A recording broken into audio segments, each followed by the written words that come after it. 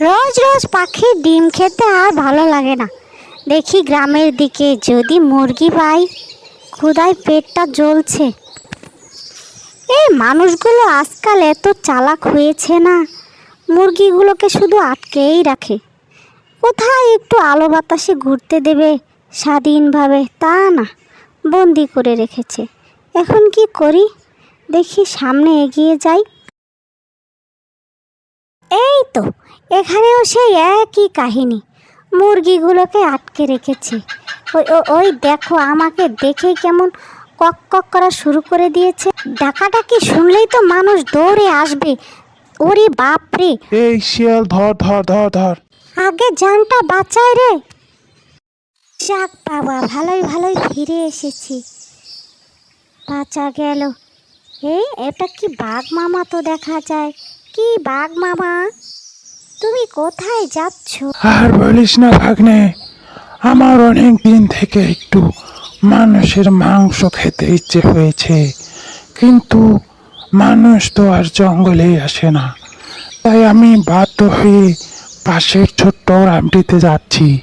কচি কাঁচা একটা পেলেই ভালো। মানুষের যে বুদ্ধি মামা, দারুণ বুদ্ধি। আমি কয়দিন হলো একটা মুরগির পিছনে ছুটছি, একটা মুরগি আনতে পারলাম না। তুমি যাচ্ছ আজ তো মানুষ গিলতে। দেখো মামা, তোমাকেই না আবার গিলে ফেলে। হ্যাঁ, আরে আমি তো আর শিয়াল না, তাই না ভাগ্নে? আমি হলাম বাঘ। আমার নাম শুনলে মানুষ পেশাব করে দেয়, বুঝলি? তুই এখানে দাঁড়িয়ে থাক, দেখবি আমি মানুষ খেয়ে তবেই ফিরবো। দাঁড়িয়ে থাক তুই। তারপর বাঘটি ধীরে ধীরে লোকালয়ের দিকে চলল। যেতে যেতে নদীর ধারে একটা ঝোপের আড়ালে সে দাঁড়িয়েছিল। আর সে যা দেখলো তাতে তো তার চোখ কপালে উঠে গেল।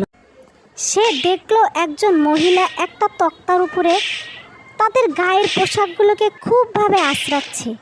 আবার একটু দূরে আরেকটা লোকও সেই একই কাজ করছে।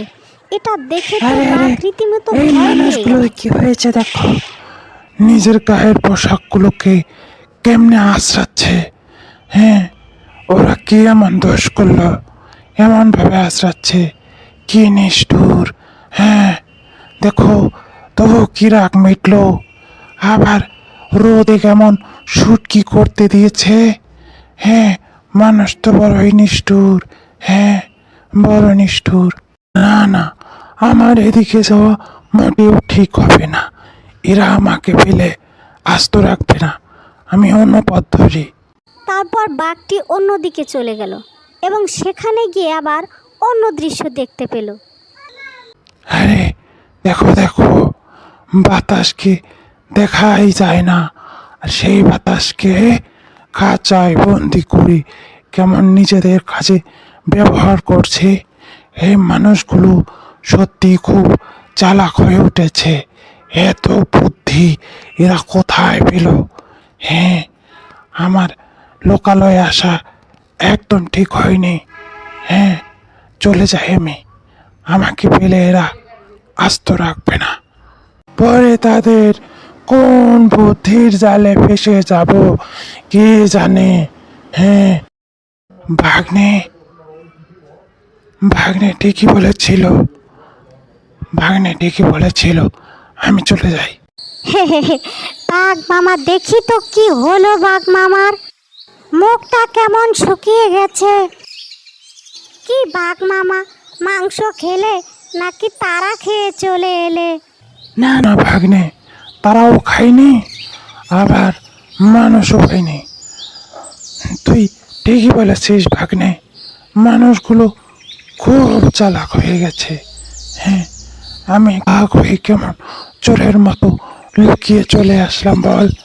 হ্যাঁ, ভাবছি হ্যাঁ, বাকি জীবনটা জঙ্গলেই থেকে যাব ভাগ্নে। মানুষের মাংস খেতে চাইব না, জঙ্গলেই থেকে যাব। সেদিনের পর থেকে বাঘ আর কখনোই লোকালয়ে যায়নি।